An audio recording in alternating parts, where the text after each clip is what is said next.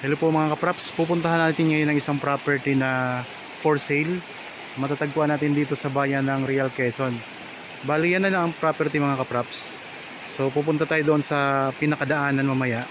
Tapos lalabas din tayo doon sa kabila dito. Pupuntahan natin yung property, ayan na mismo ang property. Tapos ito mga kapraps ay malapit lang sa papuntang Marilake. Yung sikat na Marilake Highway.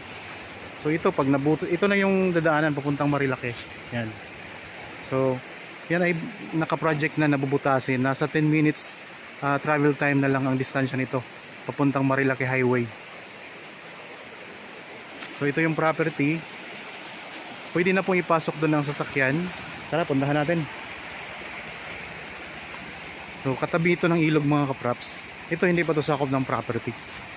Bali ito yung muna yung dadaanan natin, tapos ipakita ko sa inyo ang dadaanan papasok doon sa property.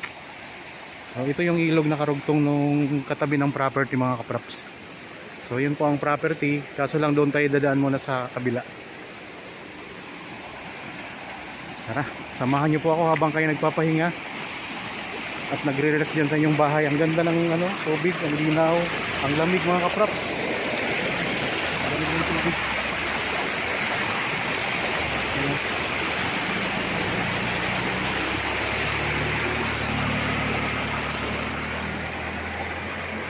Pwede din tayong dumaan doon. So ito yung Barangay Road mga kapraps. Bali ang property ay malapit lang sa Barangay Hall. At malapit lang din po o katabi lang po ng covered court.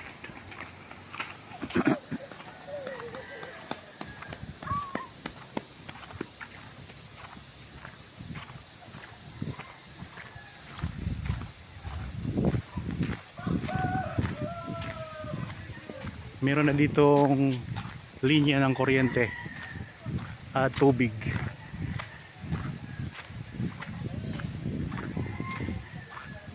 So kung sakaling maging interested kayo sa property, nandyan lang po ang contact details namin sa inyong mga screen. Meron po tayong Viber, cellphone number, Facebook Messenger at WhatsApp. Ang i-offer ko sa inyo ngayon na property ay mahigit kalahating hektarya. Ang sukat ay 6,800. So ito na yung daanan papasok.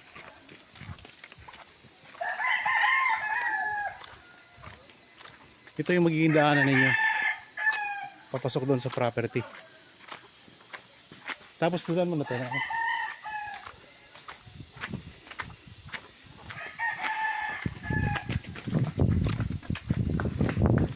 Sa ngayon pansamantala dadaan muna tayo sa covered court.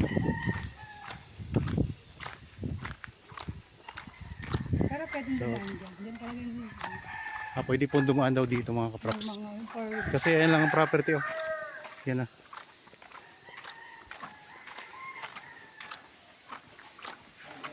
malapit sa Kampawal ko. Ito ay malapit lang sa Camp Awol. Sikat ito dito sa na-camp sa Real Quezon.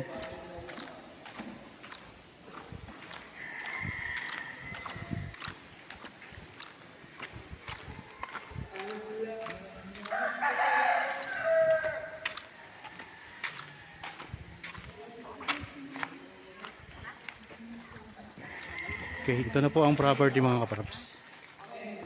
Start dito. Ito na yung boundary ng property. Tapos papunta doon. So, pasok na tayo. Mamaya doon tayo lalabas doon sa ilog na pinakita ko sa inyo kanina.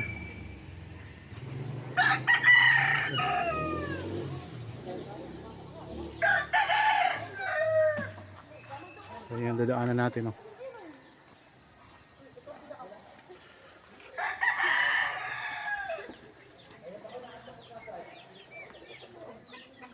So dito mga kaprops, kasama na po itong bahay na to. Ito ay for renovation na rin yan.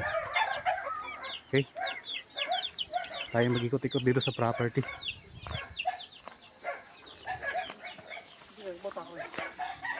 Tingnan natin ang mga tanim sa loob.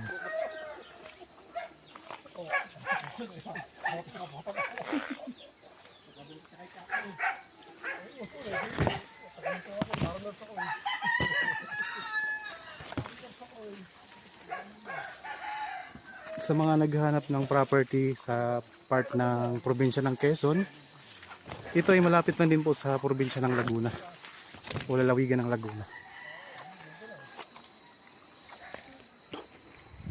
Yan, meron ditong mga tanim na puno ng mangga. Ito. Meron din mga puno ng niyog.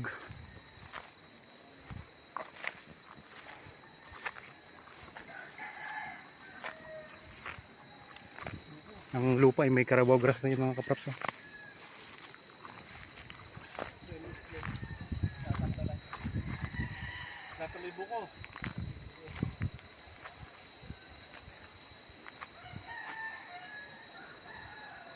Meron tayong mga mountain views. Ayan. Bundok. Tanaw dito ang bundok. Tapos ang Camp Awal mga kapraps dyan lang. Ayan lang ang Camp Awal, madadaanan po ninyo papunta dito sa property. Ayan, mountain views mga kapraps. Oh.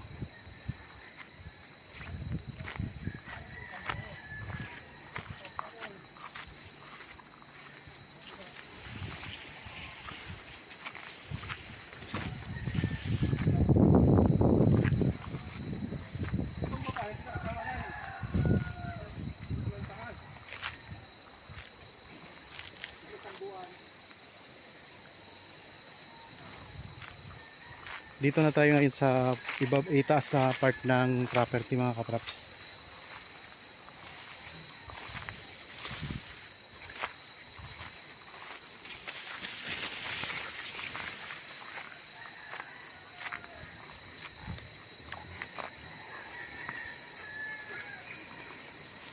Bali may part ng lupa na paakyat.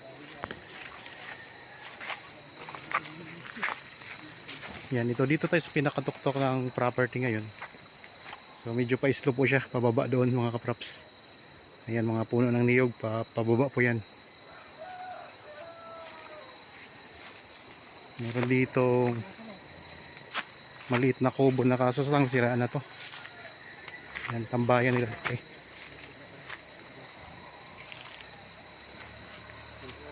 Ayan, ang ganda ng bundok mga kapraps. Oh.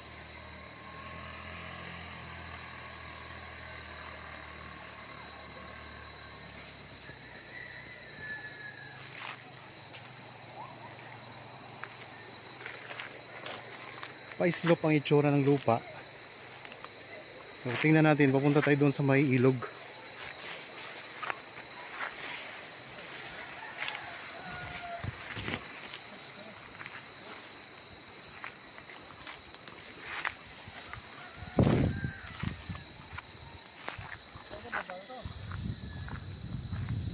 Doon tayo lalabas sa ilog, kuya. Doon tayo lalabas sa ilog.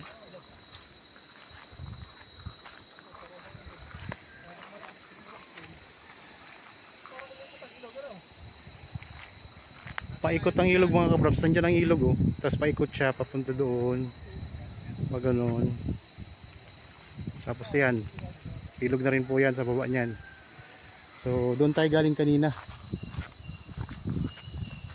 Yan, yung pinanggalingan natin kanina mga kabraps oh. Ayan, doon tayo galing kanina yan. Yung simulan nitong video. Yung pinanggalingan natin.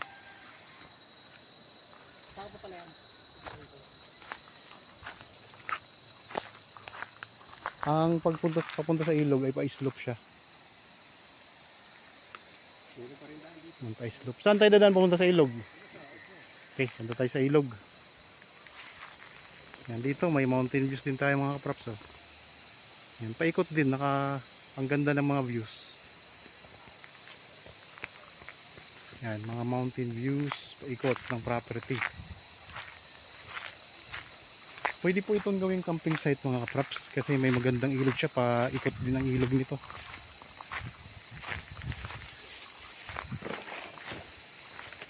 So kung kayo po ay nakapunta na sa Camp Awal, ganun po, pwede nyong gawing ganung campsite. itong property na to. Ang presyo nito pala mga kaprops na makikita nyo sa description box at sa title nitong video. Ayun, ang ganda mga kaprops oh. So maunti lang ang hindi dito sa taas sa bahagi ng property, hindi siya ganoon kalapad ang patag. Ang lupa ay may part na slope, mayroon ding part na patag. Estimate lang po mga 50% ang slope, 50% din po ang patag. Pero ang pagka-slope niya ay banayad lang. Props, para may idea po kayo sa lupa.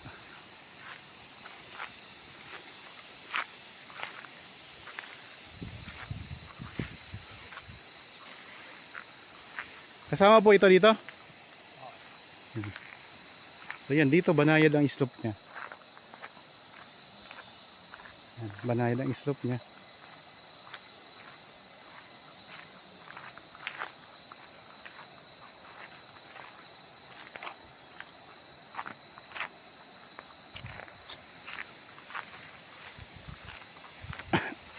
Pag na-develop to, maganda to mga kaprops. Kung sakaling i-develop nyo to, kapag kayo nakabili nito.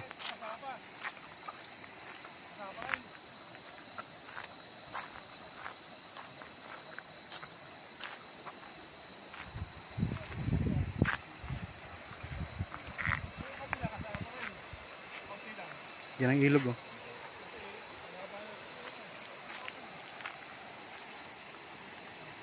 May mga tanim din na puno ng langka.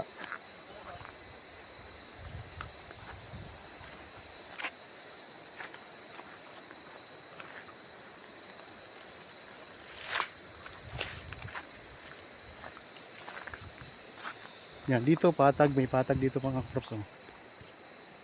Yan. So patag po yan.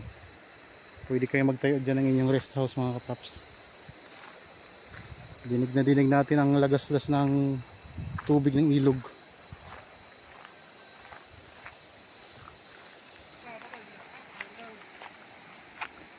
Ito mga puno ng langka. Yan.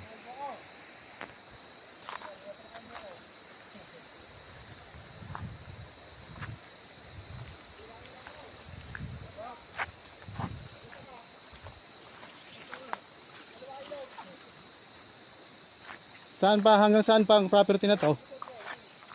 Kuya, hanggang saan pa?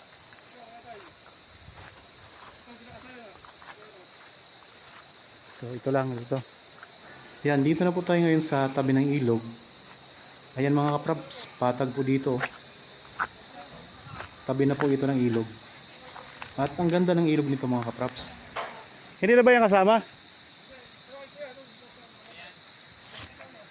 So hanggang dito lang tayo mga kaprops oh. Ito yung pinakadulong boundary niya. Tapos dito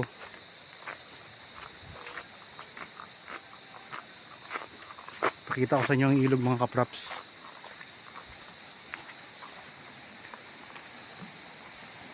Yan ito. Ang ganda, ang linis oh.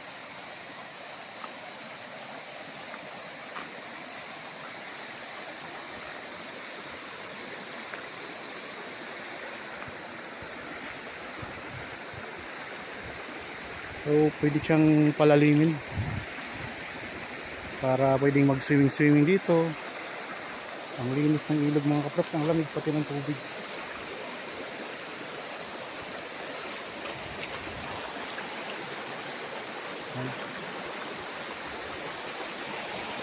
So ulitin ko lang mga kaprops, ang sukat ng property na ito ay 6,800 square meters. Ito ay titulado, matatagpuan natin sa bayan ng Real Quezon. Malapit lang po ito sa Camp Awol mga kaprops. Kuya din, saan kuya? Ito. So ito yung boundary ng property oh. Yan. So ito yung katabing ilog hanggang doon mga kaprops. Yan, puntahan natin. Ito yung naka-front sa ilog na part ng property.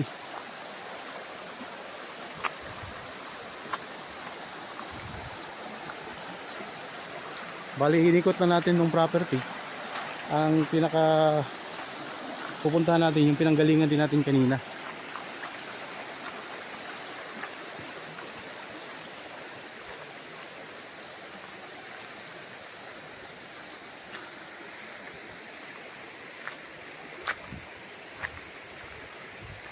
Meron ng access ng kuryente at saka tubig.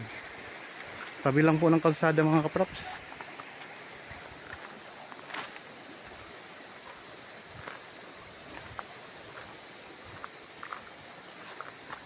Hanggang saan kuya? Ito na ang pinaka-boundary niya. Ito na ang pinakadulo. Yan, ito na ang pinakadulo ng property. Yan. Ito po ang kaprops, ang pinakadulo ng property.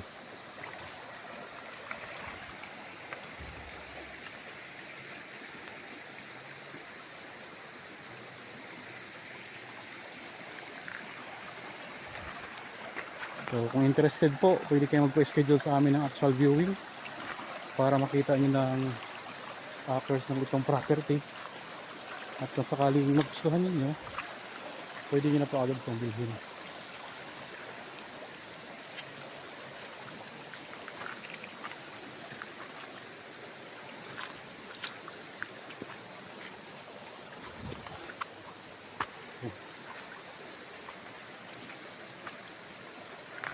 Pakita ko lang mga kaprops ng property hali. Ito hanggang doon po ang pinaka boundary niya. Yan. Tapos hanggang dito. Ito yung naka-front sa ilog. Meron siyang magandang ilog, malinis. So malinaw at dire-diretso ang agos.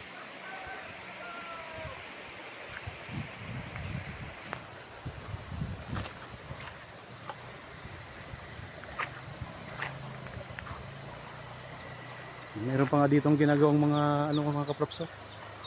May mga ginagawa sila dito. Rest house siguro yan. Yan hindi na yan kasama, dito lang tayo. Hanggang dyan lang. Yan lang tayo.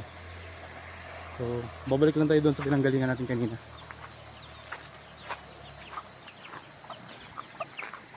Nabanggit ko po kanina na 10 minutes travel time lang po ito. Papunta sa Marilaki Highway. Yung sikat po ng Marilaki Highway. Ito yung daanan na to, lusot na po yan doon. So patuloy pong ginagawa yan para mabutas papunta sa Marilaki. Yan. So napakalapit na lang.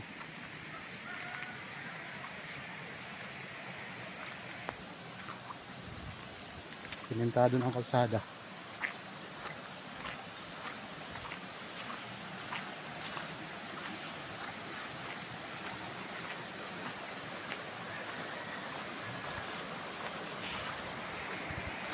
Okay, dito tayo galing kanina. Yan. Ito yung pinanggalingan natin kanina mga kaprops. Umikot dun tayo.